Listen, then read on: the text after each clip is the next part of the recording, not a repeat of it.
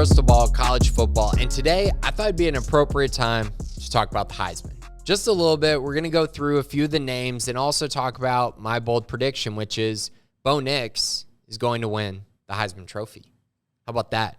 How about that bold prediction? Let's lay some heat here. Right now, the odds are C.J. Stroud's the favorite, then Hendon Hooker, Blake Corum, Caleb Williams, Bo Nix, Drake May, Stetson Bennett, Jaden Daniels, Bryce Young, Max Duggan. That's your top 10 in odds currently at this point. Bo Nix is sitting at 5th right now.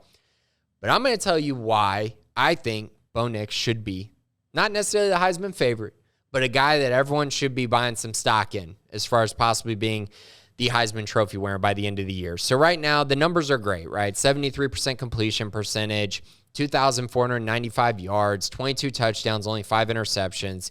He also has 457 yards and 13 touchdowns on the ground. And then, of course, he caught a touchdown last week as well. So things are trending up for him. And I think that's a big thing. When you look at his schedule and you look at what he's done over the past month or so, even more than that, really since the Georgia game, he's just been on fire. That's big. I also think it's big that Hendon Hooker just lost a huge game late in the season to Georgia and really isn't going to have an opportunity now to have a true Heisman moment.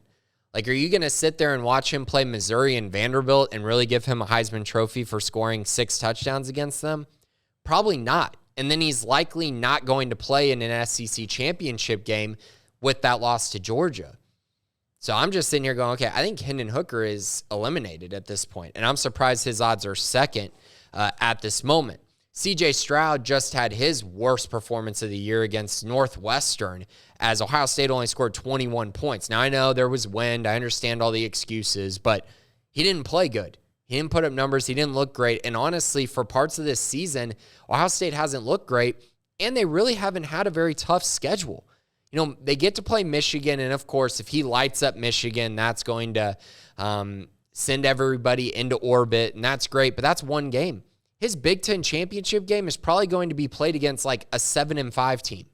So what are we really talking about here as far as when's his Heisman moment going to be? He's going to have one. It'll be against Michigan. Maybe that's enough. Who knows? Blake Corum, same thing at Michigan. He's got the Ohio State game. Outside of that, they haven't really played anyone, and they're going to go to the Big Ten championship and play a 7-5 team. So that brings you down lower on the list, right, to Caleb Williams, Bo Nix, Drake May. All three of these guys, I think, are massive just risers right now because of the opportunities they have left on their schedule and kind of what they mean to their team. So let's dive deeper into Bo Nix here. So Bo Nix left on his schedule. He's got Washington and Utah at home, and then he goes to Oregon State at the end of the year.